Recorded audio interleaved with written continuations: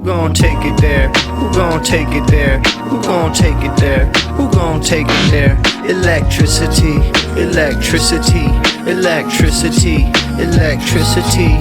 You know what's in the air. You know what's in the air. You know what's in the air. You know what's in the air. It's possibility.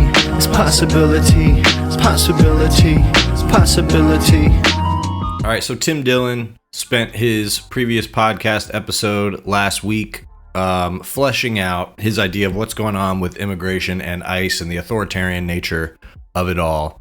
And I'm a few days late on this, but I wanted to circle back because he has a little bit more of a clear perspective about a lot of this stuff than some of these other grifters that are in the same space. And it's not to say that I don't consider him a grifter, because we'll get to that. He's a part of this sort of gaggle of comedians / podcasters that have ushered in people who now we know are all kind of part of the same like Epstein crew of right wingers. And there's more nuance to it than that. But for the most part, the common thread that ties these guys together, these comedians, is that they're reactionary. You could also say that they're right wing or that they're pro-Trump to some extent. But reactionary is really the best way to frame it. And I've been saying that word a lot here because I really want people to have a clear idea of what that means. And that's why I want to highlight Tim Dillon, a couple clips from this show where he is taking a broader perspective on immigration and how it all ties into the unrest that we're seeing in America and where he thinks it's going. So this is basically a good indication of where the reactionary mindset is going to go on this, particularly among people that are less loyal to this right-wing regime, but ultimately they're not going to swing hard to the left. They've already decided that the left is the enemy to some extent. So they might be able to observe some of the same problems that people on the left observe. Maybe even they'll describe it the same way, but ultimately they are seeking any other solution than those that people on the left are proposing. So here's what Tim Dillon is saying about this. Immigration is the biggest issue in the world. It's not a uniquely American issue. It is not even a uniquely, Western issue, although it has driven political instability in Western countries. Things like Brexit in the UK, but you could also look at France and Italy, Europe, the UK, the Netherlands. All of these areas have experienced some form of migration that has intensified over the last decade, but really over the last five to 7 years. Some people are proposing deportations. Some people are proposing a freeze of government benefits. Some people are proposing changes to existing law. You know, Biden brought in 10 million people or some such number. Now, there are disagreements about whether those people are fleeing persecution. Some of them are. Some of them are coming for economic reasons.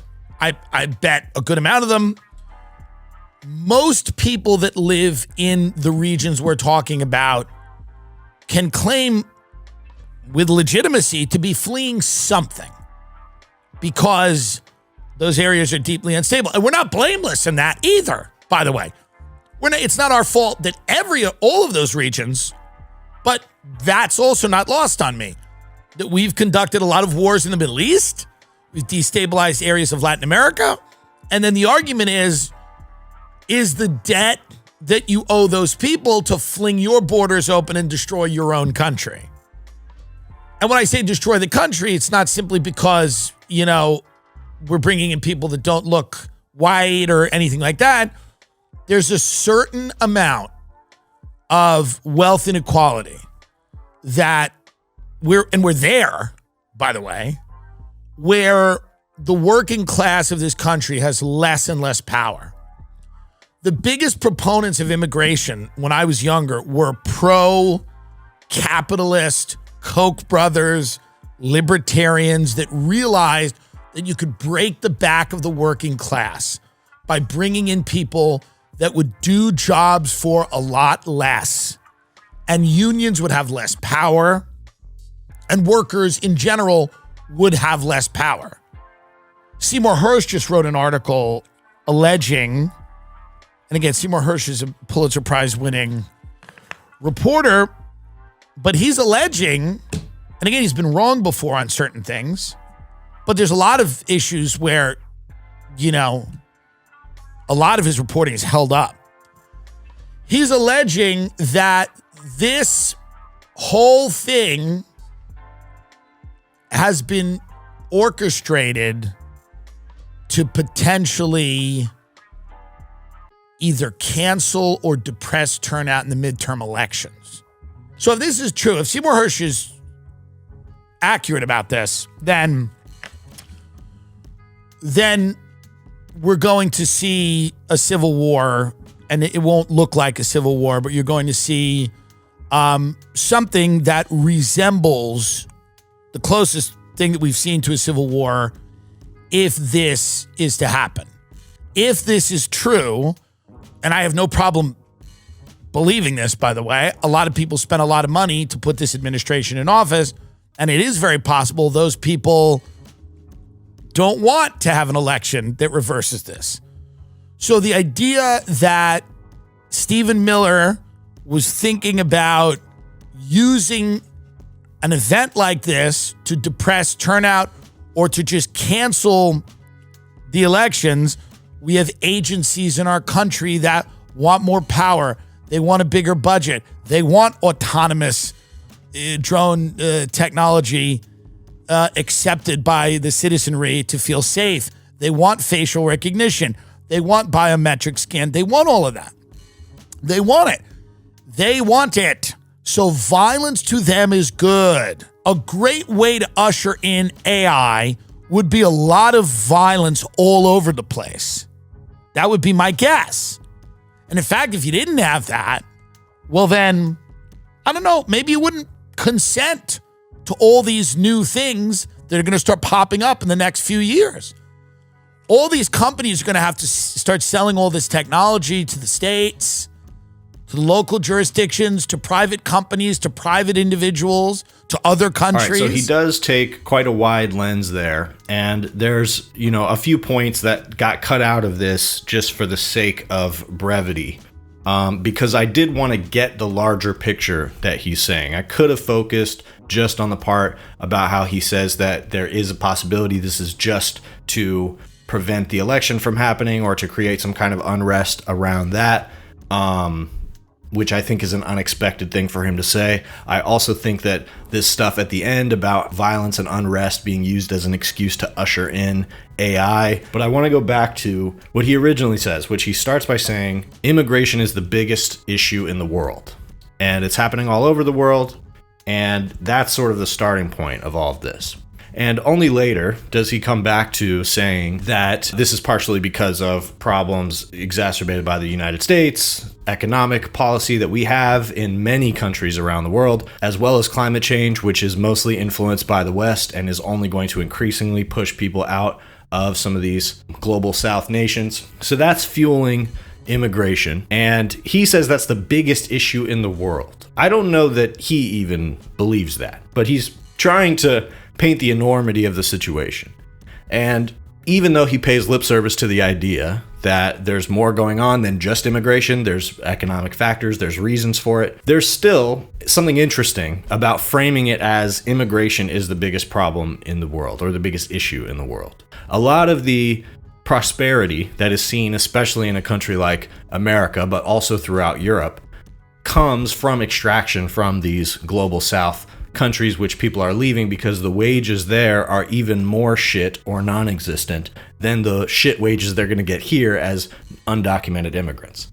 So that's really like the function. And once you're talking about that, you're talking about a really specific capitalist process of extraction, globalization. To be fair, some on the right were talking about this in terms of globalization a long time ago. That's kind of where the America First thesis started, is that we're offshoring these companies and people in America are losing work. Okay. And he points to inequality as saying that part of what we're doing is we're importing all of these poor people, and that's adding to inequality and adding to the conditions of inequality, which the rich like. So Donald Trump ran on deportations, and he did this whole podcast circuit talking about doing deportations as the solution. And if you're backing up to the level that Tim Dillon is speaking from here, you can see that deportation is not really the solution to this problem. The problem is that the world is changing in some ways that are completely uncontrollable by us. In some cases, it's conditions we can control. It's sanctions we could lift tomorrow if we wanted to. But instead, we would rather round these people up and deport them. Many of them haven't done anything wrong, have been in the country for a long time, or were kind of just going by the process that was available to them. But okay, I've made that point many times. So we want to round them up, we want to deport them. That does nothing to change any of the policies that created this problem in the first place. And that's the issue with saying that immigration is the biggest issue in the world. Because what you're talking about is people moving from one place to another. Seems like naturally you want to talk about the reasons for that if you're going to talk about what the biggest issue in the world is. Seems like immigration would be kind of like a byproduct of the biggest issue in the world. So if you want to talk about the biggest issue in the world, all of a sudden you're talking about imperialism, climate change, and yes, globalization of capital and privatization of the resources of sovereign nations in Africa, Central America, South America. That's the difference between a reactionary and somebody who actually wants to solve these problems. Tim Dillon wants to be able to point at these problems because he's amassed this right-wing audience. They trust him. He's able to speak about things in a very detailed way. He comes off very well-read while he's talking about the immigration problem. He pays lip service to what they want to hear, but is also willing to challenge them a little bit and say things like, I think Donald Trump might be setting up this whole situation so that they can try to retain power in the midterms, not allow the midterms to happen. The fact that he's entertaining that possibility and connecting ICE and immigration with that is a good thing. That's good. But the issue is that he got to where he's at on the right-wing train because what the reactionary movement is about filling the public consciousness with vivid imagery of the different things that are out to get them and the excesses of liberalism, essentially. So anything from letting these immigrants in to accepting trans people, accepting gay people, allowing women to get abortions, allowing women to have credit cards. All of these things in some various crevice of our society is currently being pushed to someone as being sort of an imposition on their own rights and part of the reason that they are living in some kind of destitution. And the purpose of that is purely to undo protections for various people, for consumers, for various minority groups, so that private businesses can come in and profit in spaces where they were not able to profit before, because they weren't able to gouge prices in poor neighborhoods, for example, or create databases of women and their menstrual cycles that are useful to local legislatures that want to restrict women's abortions. It creates opportunity for businesses when you roll back government regulations and government protections of people. The logic of enfranchising as many people as possible. The point is that you create a government apparatus that is collectively owned, at least in the ideal sense. It is controlled by people, the people, and not controlled by private entities that have a fundamental drive towards profit. And by creating that level of enfranchising, increasing enfranchisement, which really is the point of liberalism, it's certainly the point of America. The only redeeming quality of America from the beginning has been to increasingly enfranchise more people so that we eventually have something that kind of resembles a free nation and a democracy.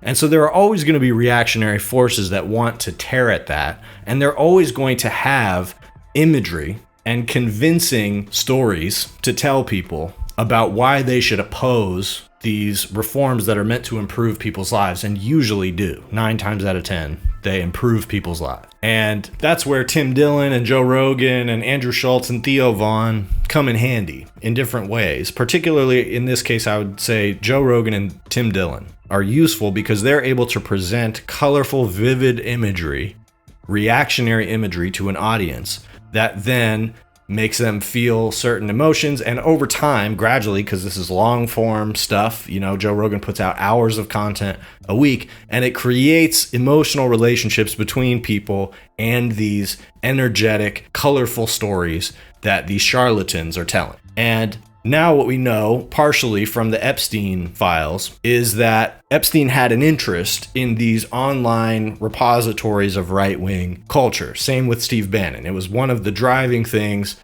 behind Steve Bannon's project to push Trump, was that he recognized that online there were these little pockets of people who were reactionary. They wanted to say the N-word. They were frustrated that certain words were now viewed as inappropriate, or that they had to think about things like white privilege or male privilege that they didn't feel like affected them. It wasn't something they ever had to think about before, but now, because of the way the public conversation was going and what was just accepted to be true by most of the general public, you had a lot of angry young men who were frustrated that they had to think about stuff like that. And so you had right-wingers like Jeffrey Epstein, even though a lot of the people on the Republican side are saying Jeffrey Epstein was a Democrat. He kind of was. He was in those circles a little bit too, but he was the most insidious form of it, which is someone who was willing to use right-wing reactionary ideology to essentially do exactly what I'm saying: break apart the liberalized culture that we live in, public services, or any enfranchisement that certain minority groups might enjoy. You break that apart as much as possible so that the companies, the private companies, have the ability to come in and take up more space in our social fabric. And that's exactly what has happened.